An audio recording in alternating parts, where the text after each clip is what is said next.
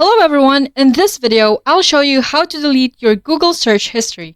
If you're new to the channel, please consider subscribing below. And don't forget to leave a like, so let's jump right into the full steps. I'm performing this guide on my phone, but it works on other devices like desktop and Android. All you want to do is come to Google, go to the top right where your profile picture is. Click on Manage your Google account. It will open a new tab, so click on Data and Privacy. Scroll down to Things You've Done and Places You've Been. Click on Web and App Activity. Scroll down and click on Manage All Web and App Activity.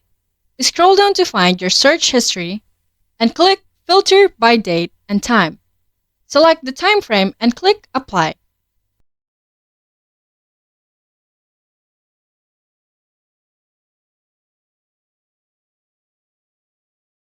Click on Delete.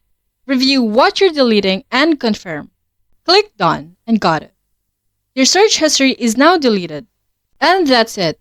You've successfully deleted your Google search history permanently. If you find this guide helpful, please don't forget to like, subscribe, and hit the notification bell for more updates. Until next time, bye-bye, thanks for watching, and see you in the next video.